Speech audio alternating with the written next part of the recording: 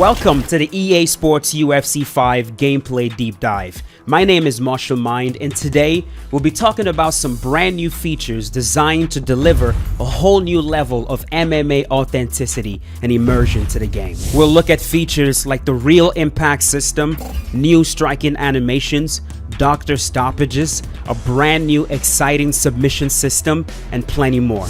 And with that, let's get into it. The first thing I want to talk about today is the real impact system, which is essentially a catchphrase for the conglomeration of health events, facial injuries, full body hit reactions, overall authentic damage, and the impact they have on a fight.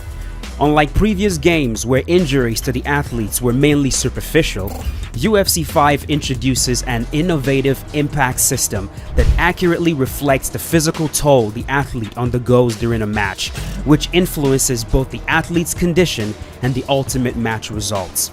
This is demonstrated visually with the all-new damage icons. Now, before we get into these icons, I can't stress enough just how much more impactful this new damage system is going to be in UFC 5. The few times that I've played against another player, every single time I got cut, it was like, oh my god, you really got to reevaluate what you're doing. You got to watch out. In UFC 5, as you guys are going to see once we start talking about these damage icons in a moment, getting cut, getting damaged, it really means something and has an impact in the way the fight actually plays out.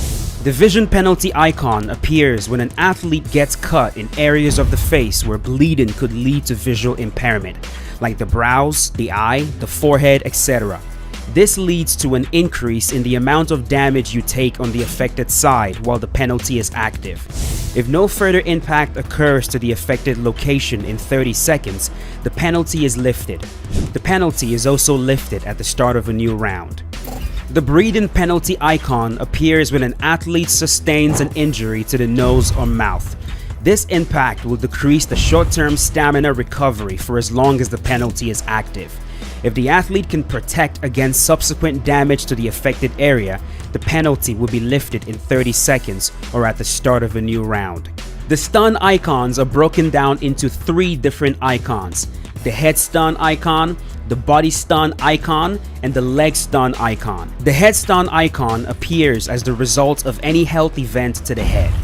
The body stun icon appears as the result of any health event to the body, and the leg stun icon appears as the result of any health event to the leg. The health icons are also broken down into 3 different icons: the heart icon, the arm health icon, and the leg health icon. These icons authentically represents the effect a submission attempt can have on an athlete. The heart icon appears when a player loses a chunk of their maximum stamina due to a deep choke. The goal here is to accurately represent how chokes, especially deep ones, can negatively affect an athlete's overall stamina. The arm health icon is meant to signal a loss in maximum block health due to a deep arm submission. Whether it's an armbar or a kimura, overextending the arm realistically leads to a reduction in blocking ability, and UFC 5 represents this authentically. The leg health icon signals a loss in permanent leg health when a player survives a deep leg lock.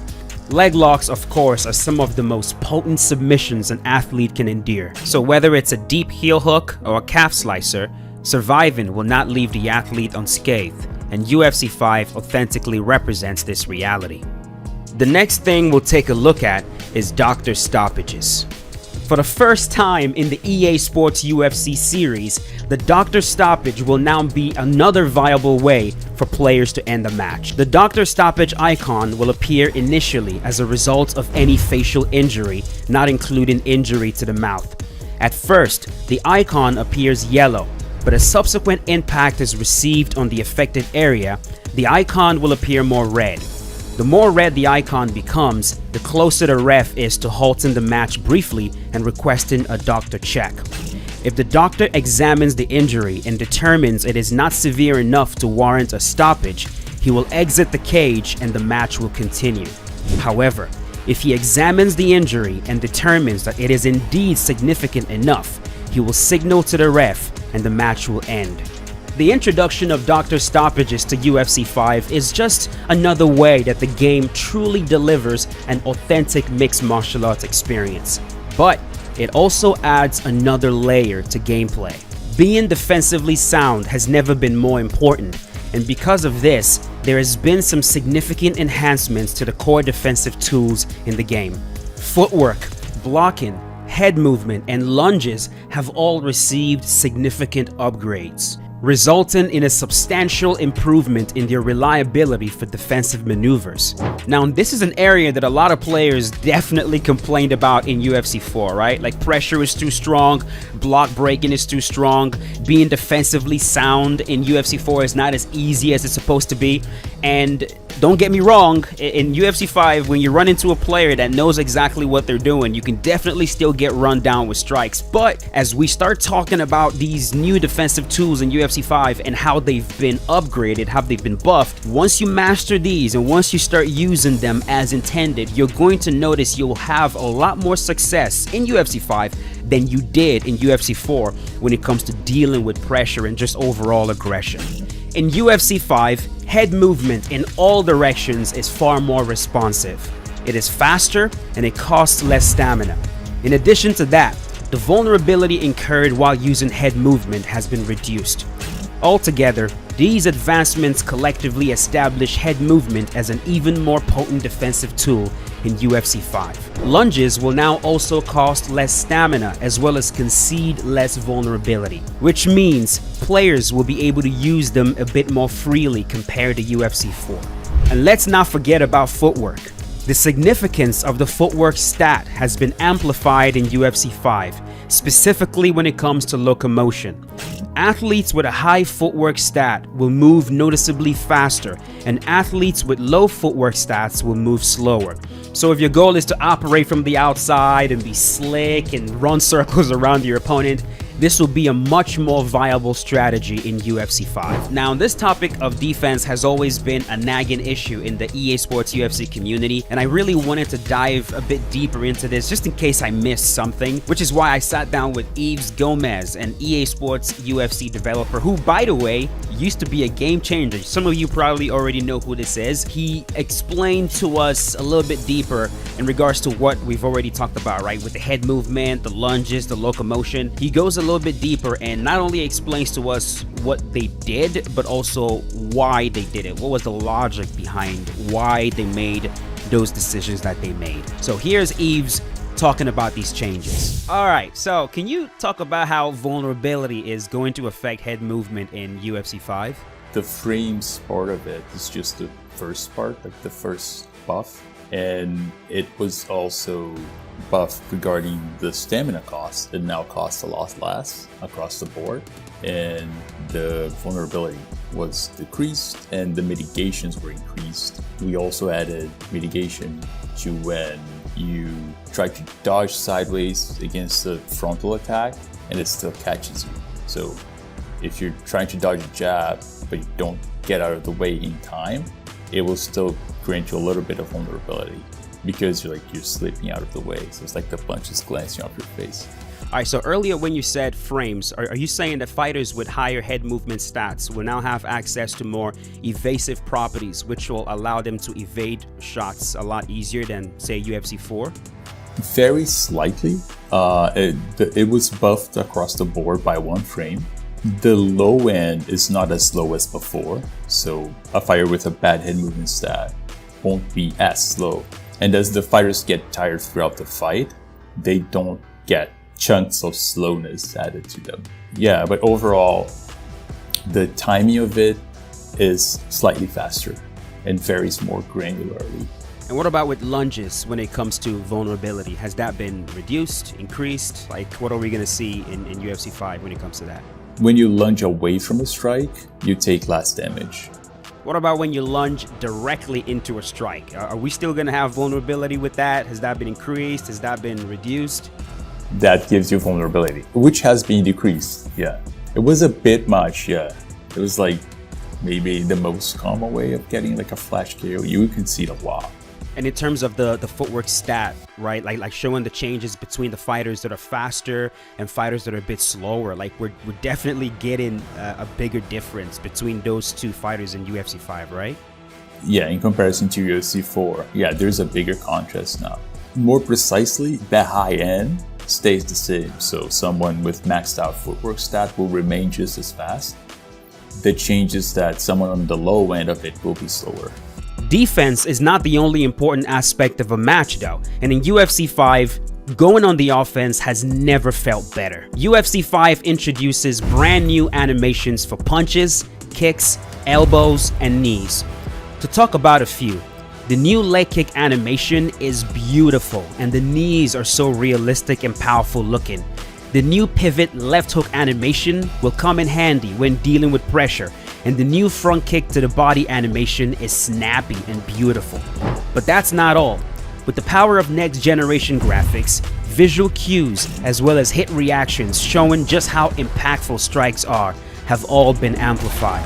When you throw a strike and it makes impact with the athlete, improved facial deformation sends a ripple through the face and body. UFC 5 has also revamped striking controls to be more dynamic, giving players a lot more control over basic strikes, advanced strikes, as well as combinations. Unlike in UFC 4, where you had to press 2 buttons simultaneously to perform a strike as basic as an uppercut, in UFC 5, it is as simple as holding the right bumper and pressing either square or triangle for the lead and rear uppercuts. A new dedicated spin input has also been introduced to the game. And so rather than having to remember a multitude of button combinations for different spinning attacks, the X and circle buttons pressed together will always result in a spin. And when you pair that with another button input, like circle for example, your fighter will perform a turning side kick to the body. The button input to initiate a clinch has also changed, and it's a change that I personally really appreciate. It now maintains a uniformity with the takedown input, which enhances the overall experience. In UFC 5, triggering a clinch is as simple as simultaneously pressing square and X. But that's not all that was done to the clinch.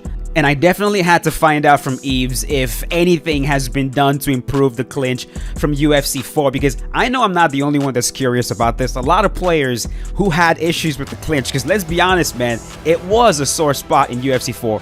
A lot of those same players are going to be very curious. What was done? How was it improved? What changes are we going to see that will make our quality of life a lot better in UFC 5 in regards to the clinch? So here's Eves giving us some insight into what was done to the clinch in UFC 5.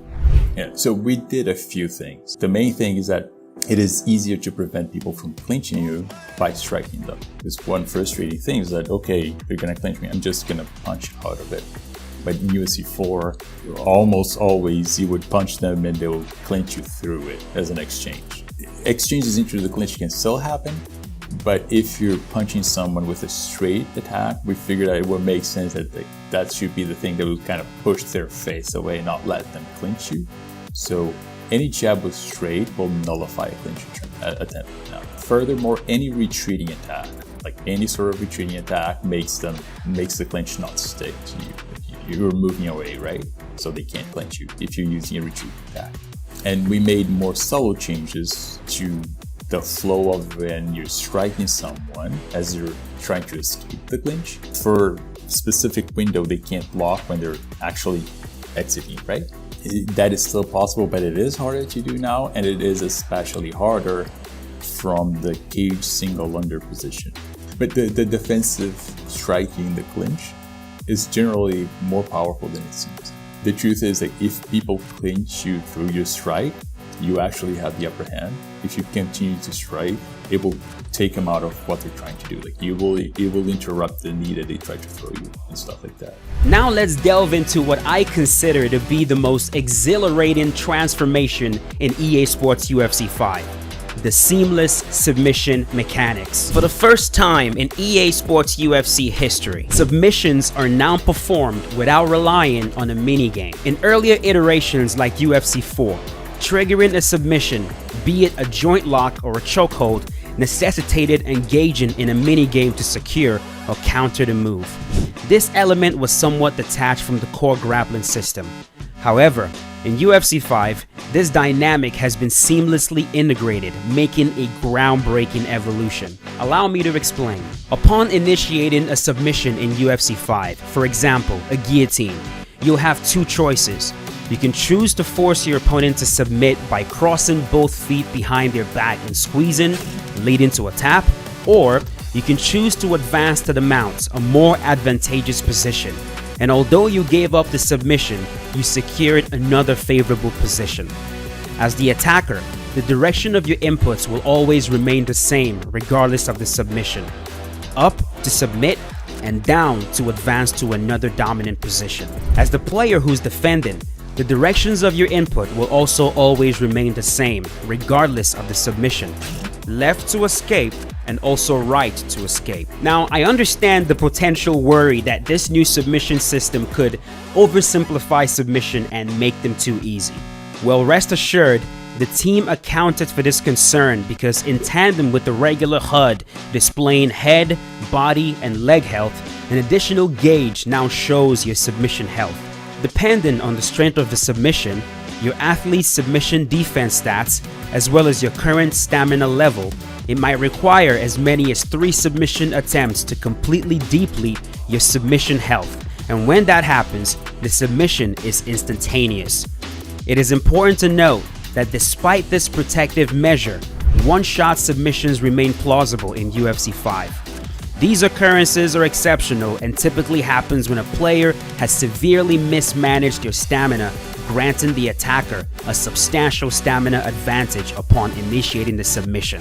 When it comes to submissions in UFC 5, stamina is king, so make sure to manage yours. Contextual submissions have also been expanded in UFC 5. If you find yourself in side control and you try to escape to half guard by framing and bridging up, be careful because your opponent could very well counter that with an arm triangle. If you find yourself entangled in a rubber guard and you try to recover the full guard, also be careful because you could find yourself fighting off an armbar. UFC 5 introduces a multitude of contextual submissions that, once mastered, imbue the ground game with a heightened sense of authenticity. Adding to the authenticity of the ground game, the ground and pound system has also been revamped. All new ground and pound animations, from straight punches to hooks, including high impact elbows to the head and body, accurately captures the visceral reality of ground and pound. And unlike past iterations of the game, when you stop the opponent on the ground, the reaction they give you is believable. So we've talked about the brand new submission system, we've talked about contextual submissions, we've talked about the brand new ground and pound, but I'm sure a lot of people still have questions in regards to the core ground game, right? Like, how is it different from UFC 4? What else was done to it in UFC 5? And once again, I sat down with Yves Gomez, and he's going to talk about some changes that might not be immediately noticeable, but they'll still have a major impact in the way the game actually plays on the ground. If you have pretty much a whole round on the ground, your stamina, like your permanent stamina consumption, should be similar to if you have a whole round striking. The ground won't be like a refuge of almost no stamina cost anymore. With the new submission systems, seamless submissions, we added a lot of depth, but we didn't want it to be intimidating for new players or players who are starting to grapple. You can play grapple assist within submissions. It all flows, like for a casual player, like it's pick up and play. You're not going to play at a high level, but you're not going to get stuck. Now there's no more mini game, and when you're using grapple assist just continues to work as you get into the actual submission. You can use the submission intent to just keep going and finish your opponent. If you're defending, just trying to get up, you can keep just doing that. Or if you're trying to ground and pound, you can escape a submission right into a ground and pound position to punish your opponent for doing it. Do you try to submit you? You can even, as a defender, use the submission intent to counter a submission to one of your own if your fighter can do that. A lot of the fanciest things in this system actually happens a lot. You get to see a lot of cool animations because you're often sort of, especially if you have two beginners playing with grapple assist, you're constantly racing. And when you're racing, like, you know that's when you see the coolest stuff, right? We get into an armbar, like immediately you try to escape, I try to finish, we go into a belly down armbar, you flip, and then end up inside your leg. All of these crazy stuff, the coolest stuff, actually happens a lot when you're playing as a beginner. In your own pace, you can start to explore depths and changing your controls and so on and so forth. And there are more changes to the ground. So it was almost impossible to get to back mount and back flat positions. Because when you're doing it, the people could just roll for free and end up back sitting, which is a little less dominant for you. They cannot do that for free anymore. If they have a stamina advantage, they can do that just like in UFC 4. If they don't, they can't. So now there is a new contextual transition there for when you're trying to get back mount and they're trying to roll. It's a brand new result. I won't say what it is, but it's not back sitting. Now it should be much more viable to get to the actual back mount and back flat and use the submissions from there, which are supposed to be very juicy, and they are. With the real impact system, intuitive striking controls, improved defensive tools, and all new submission mechanics, EA Sports UFC 5 offers the most immersive, authentic, and exciting mixed martial arts gameplay experience to date.